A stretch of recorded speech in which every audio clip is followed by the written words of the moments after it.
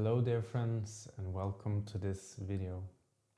Today we will talk about different types of drinks when you're diabetic and how they affect your blood sugar.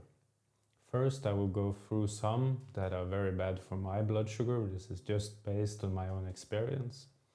And then I will talk about some that doesn't impact my blood sugar at all and that I also quite enjoy. And of course, as always, I'm a big fan of this 80-20 approach, so not always being super healthy.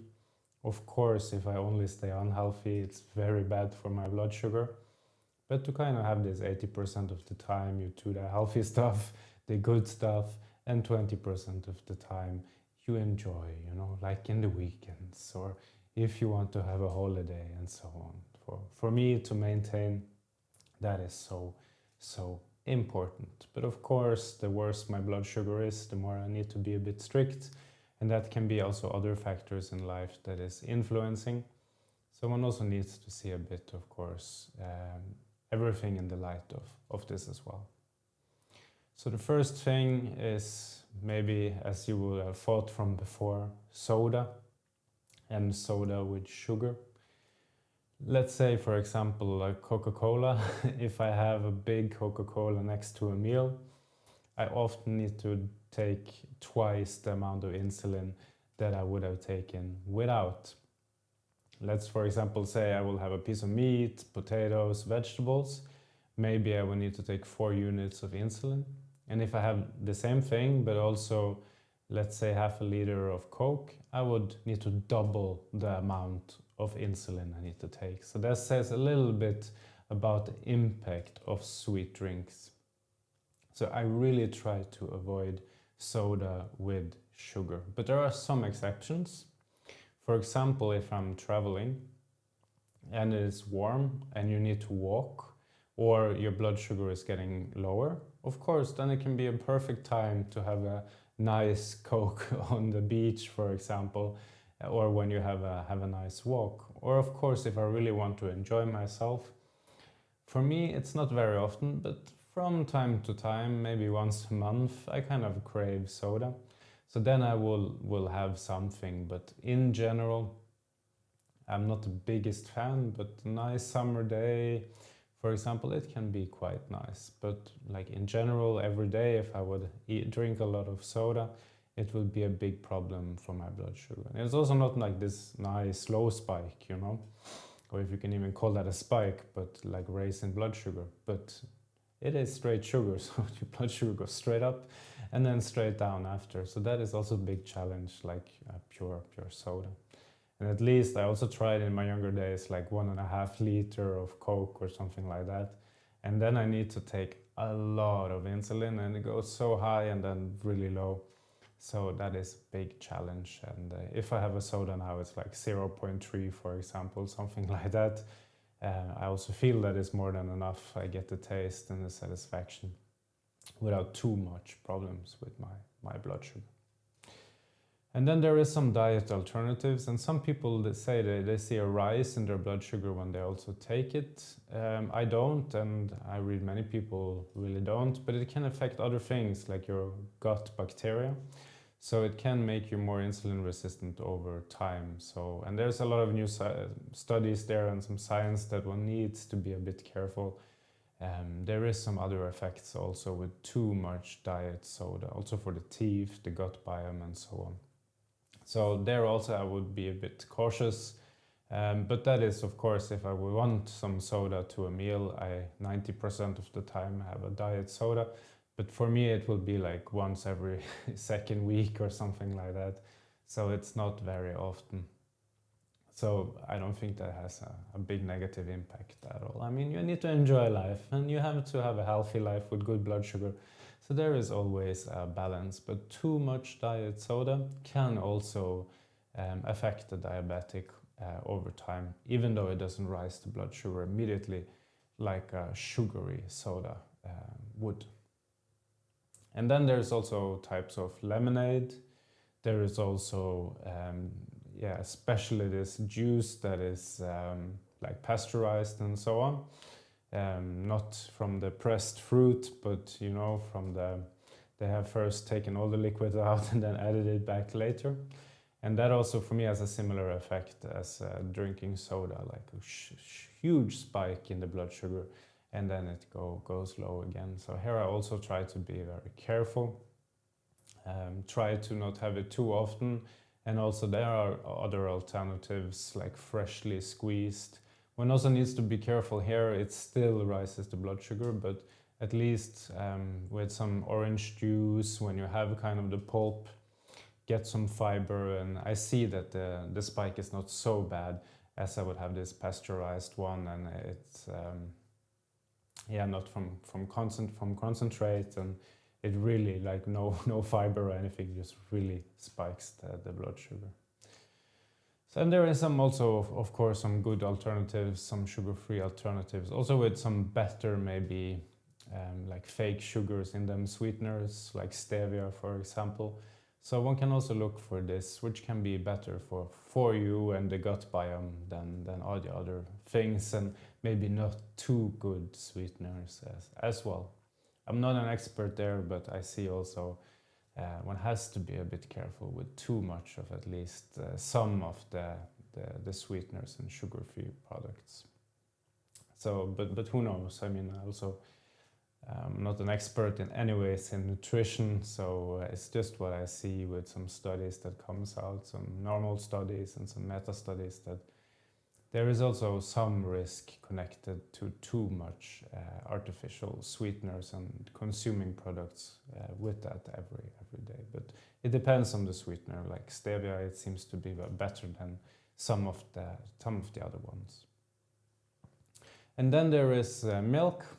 Normally in Norway we drink a lot of milk. I don't drink so much as before, but milk also kind of raises the blood sugar quite a bit. It has lactose in it, so it's a type of sugar. I don't drink milk normally so much now. Sometimes, like if I have a nice piece of chocolate, it can be nice, or a chocolate cake or something like that, with a glass of milk to it. But it will be in moderation, like with soda, if I really crave it and want it, maybe like 0.3 or something. And then it's like 1 or 2 units of insulin, and it's completely, you know, fine. And some people will say milk is very unhealthy. Some people will say it's healthy. There's also this big debate I will not go into here. But again, one has to think a bit about moderation. And too much for many people, it's not nice for their stomach, and they get some stomach problems. So I guess it's also a bit genetical, you know. Here in the Nordic countries, we normally had milk for generations and generations. While in some other countries it's quite new, and many people are intolerant or they react negative to too much milk. But again, it's sugar in it, so one has to be careful. I will not go too much into alcoholic products here, but it's a bit also like here is always the combination with alcohol and carbs, like beer would normally spike my blood sugar quite a lot, while a little bit more dry wines is for me much better. And I have to be again careful with pure spirits, because they could really lower the blood sugar. So there one also has to be a bit careful with the balance between alcohol, which lowers blood sugar, and all the sugary things that are in many alcoholic drinks. So for me there, like a nice dry glass of red wine, it's completely perfect with this combination, and I don't really think about adding too much than insulin to a meal with a nice glass of wine. So there one also has to see, but we can talk more about that another time. Then for me, products are drinks that are very good and that I really enjoy and drink a lot of, and I don't need to think about my blood sugar at all, is of course nice water. And I understand not everybody has nice water, but many people then can buy it in the store. In Norway we are very lucky. We often have very, very good, high quality water which been through a very thorough process. So it's really filtered, high quality and nice. So of course this will be the standard. Some people don't like too much the only drinking water, but there are also many like seltzer water, like carbonated waters with a little bit of taste, aromas, which can be also very nice. I really enjoy one we have here with some apple in it. And it's just like apple aroma, sparkling water, and it's super nice, and it doesn't affect my blood sugar at all, has no carbs in it at all. So that is, of course, super. And then it's tea, warm tea, cold tea. I mean, again, one has to be careful with adding sugar, one has to be careful with too much sweeteners and stuff, but in general, I drink my tea normally unsweetened. I like it that way. Green tea is also extremely healthy, also, of course, black tea, but at least we know green teas and types of matcha and like is really, really healthy. So that I also really enjoy. One has to be a little bit careful with caffeine here as well. So for me, I normally drink it to lunchtime and not after, or then I would have some type of maybe more fruity tea without caffeine in them. And then there is coffee. I really love coffee, but too much caffeine is not so nice for me. I'm a little bit sensitive to caffeine, so I would have 1 or 2 cups a day, and I would also try to do it before lunchtime. So having coffee in the first start of the day. I really, really enjoy that. I know many people also now, younger generations, drink a lot of energy drinks, and there you will kind of have the same problems as the soda. In addition, you will have much more caffeine or other stimulants in them. So there one also needs to be careful. At least in my generation, many people now drink still coffee and has, of course, no, maybe like a 1 carb in a big glass, so you don't really need to think about the blood sugar there, which is very nice. And of course, if you want to have a Red Bull or something instead, there is sugar-free alternatives. But again, one needs to be also a bit careful with taking it too late in the day, really disturbs the sleep. And one also needs to be careful with too much of the sweeteners and the consequences for the teeth and the gut biome and so on. So there one also needs to think a bit before consuming too much energy drinks as a diabetic. I'm sure there are some drinks that I have not talked about, but I think those are the main ones. And again, I'm not a purist.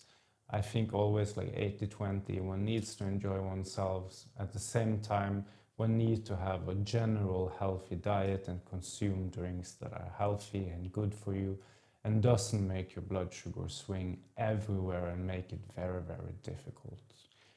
And a big glass of juice from concentrate or soda can be quite troubling if you're a diabetic. And one needs to be a bit careful, and one needs to think a bit about what one consumes of drinks during a day.